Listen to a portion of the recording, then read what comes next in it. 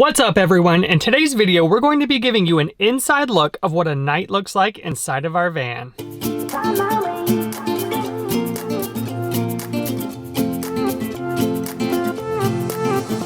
new place, a new home, for a while, let me feel alive. We start off by trying to find a place to camp, and we usually use iOverlander to do this. We like to show up to our campsite in the daylight. Sometimes this happens, sometimes it doesn't, but we like to go in there to try to see where it's at, try to see the lay of the land, you know, like if there's any holes or leveling, whatever we have to do in the daylight versus trying to do it in the dark.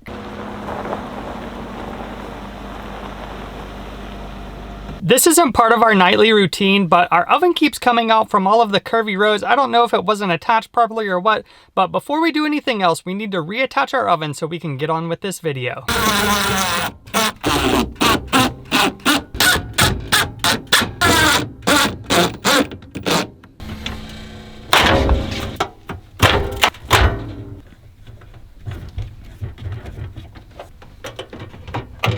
Now that we have our oven fully attached, thanks Camping World, we can finally, or not, we can finally use our oven again, and we are super stoked because we're about to make this super good udon noodle dish.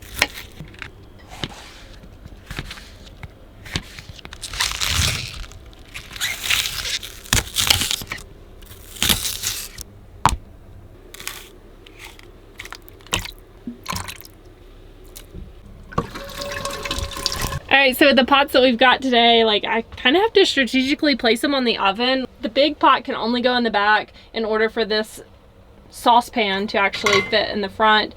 Otherwise it's just like you're playing mix and match and trying to figure out this is the best combination for these two pans that there are.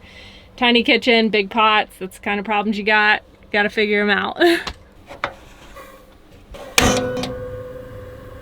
One of the worst parts about cooking in the van, well, it wouldn't be that bad in the winter, but in the summertime, cooking in the van, it gets so hot so quick. You just have like these two flames on the oven just like ripping and roaring, and it's already like hot in the van. We've been baking in the sun all day long, but I mean, it really sometimes makes the temperature go up even like 10 degrees in here. It's 73 currently, and we just started the oven. To try and mitigate that, we have both of our fans going, and our vent windows cracked as well, so hopefully we have some nice circulation going through here and it won't be that bad, because when we were in Death Valley, it got so freaking hot in here when we cooked. We would have been like way better off just eating like PB&Js or something like that. We have an electric cooktop that we can actually cook outside in the van with, but it was so hot in Death Valley and so like windy that it was just like not even an option, because there would be like dust devils coming through, and it's like desert storm out there. Like you get like sand blasted in the face and have some like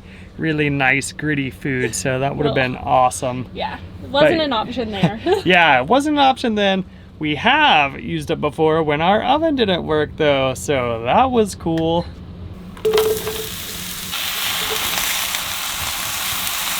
We really liked this recipe when we were living in the house, and we had a big wok that I could cook everything in. It calls to cook for a wok, so I'm not sure exactly how this is going to play out in this smaller pan.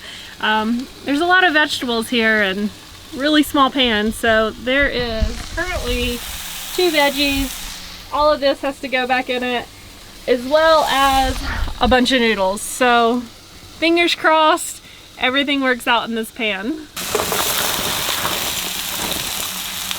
I will be lucky if this dish isn't all over this oven, or I guess stove, not oven. Not quite there. Individually packed noodles. Now I've seen it all.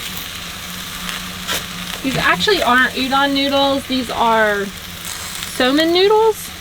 I don't know the difference, but this is the only thing we could like find that was semi-close to the udon, so that's what we're having. Probably the biggest struggle that we've had so far on the road is finding the food that we usually buy. You know how you're familiar with your grocery store and you know where everything is on every aisle? Well, we go into a new grocery store all of the time and we never know where anything is, and a lot of the areas that we're in are like super remote, so the selections are minimal, but we do the best we can. We substitute a lot of items. whether we like to or not. That's just part of it. But it's that's probably seriously the most challenging thing. Definitely.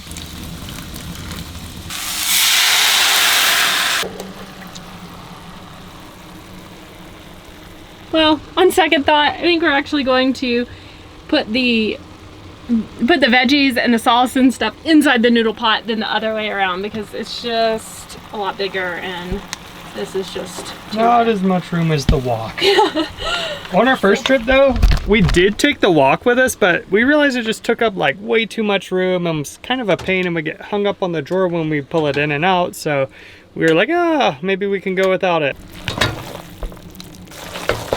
Rather than dirtying more dishes, we generally just eat out of the pot. So hope you guys are cool with that.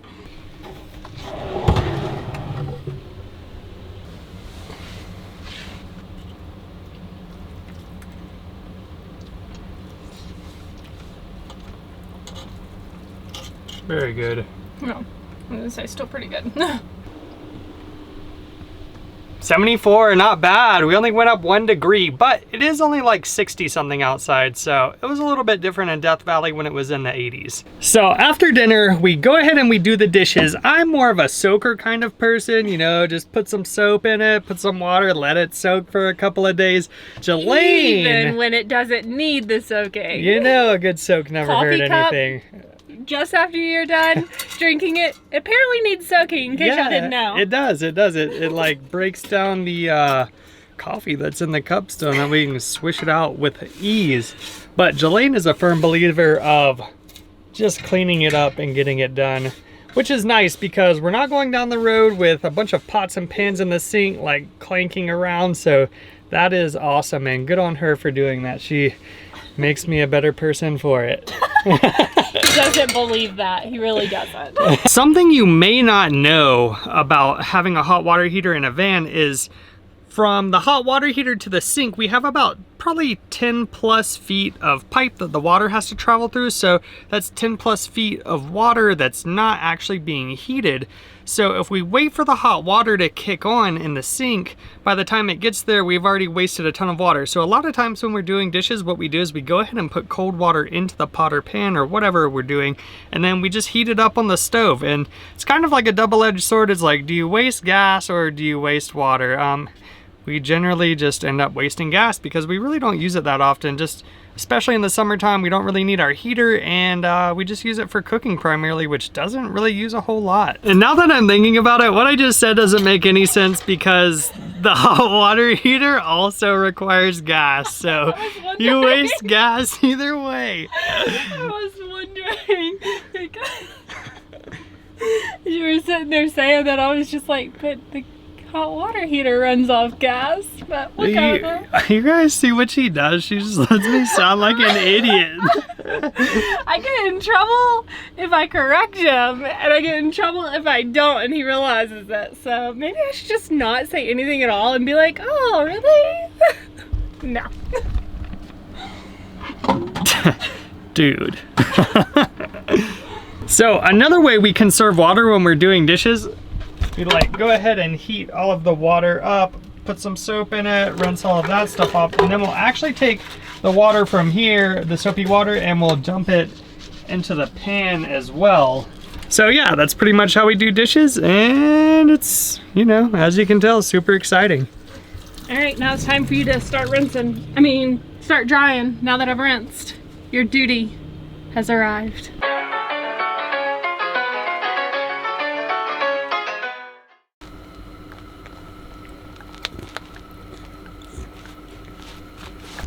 Another way to save water, just let your dog lick your hands. You don't really need to wash them. That's gross. Absolutely gross.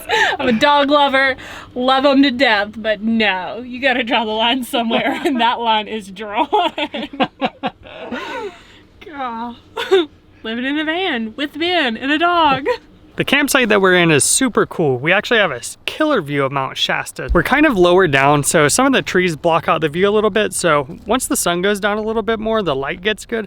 We're actually going to head up the hill a little ways and see if we can get a better view.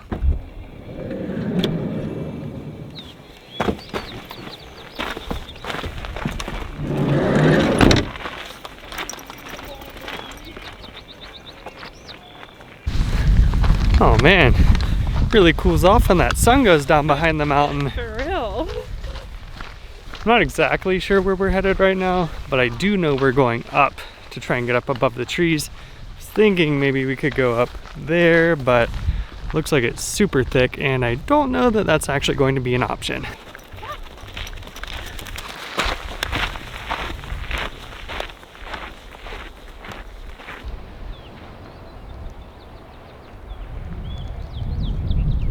As you can see, it's starting to get dark on us and the sun's starting to set back on Mount Shasta, so we're gonna head back to the campsite and we'll see you there.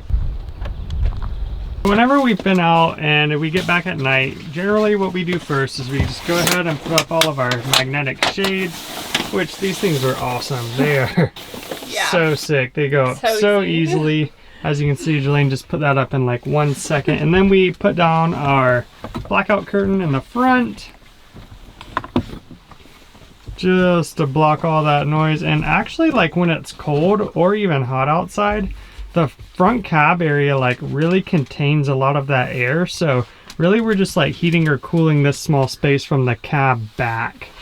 And then we also have a set of magnets on the back windows, which, if Jelaine would be so kind to hold this, you have to dive onto the bed, and we just like flip them down during the day when we drive, and then just pop them back up into place.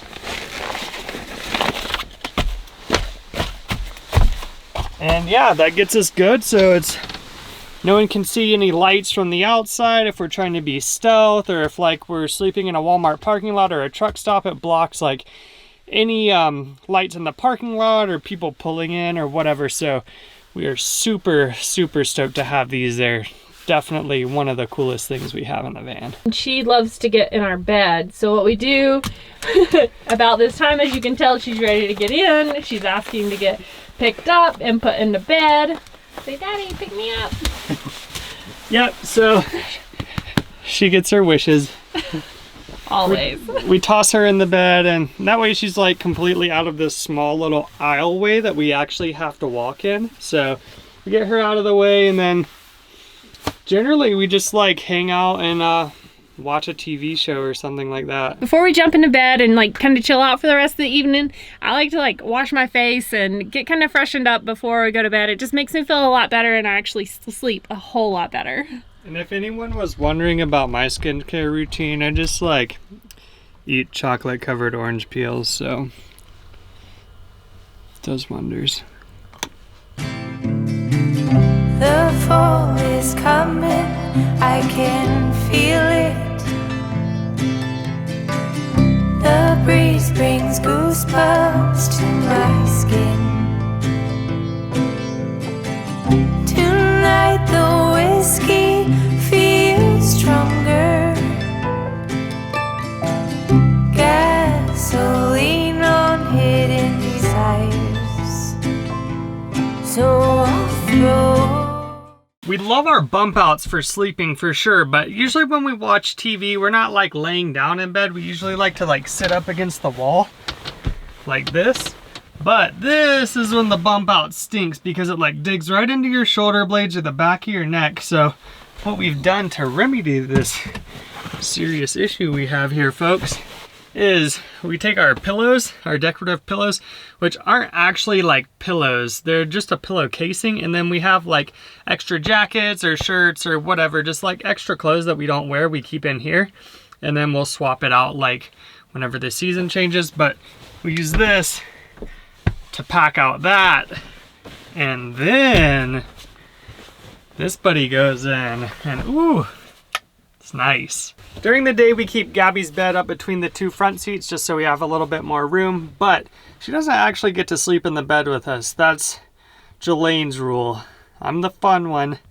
But yeah, so we just put it down at the base of our bed, and then once we're done watching TV, it's bye-bye Gabby. And I have to be the one to put her in the floor too, and it's not even my rule because this is my side of the bed. But he also is the one that puts her in the bed and has started this, because he's the one that wants her in the bed. When we were at the house, she was not allowed in the bed at all, like period, except for when he puts her in. So he puts her in, he puts her out.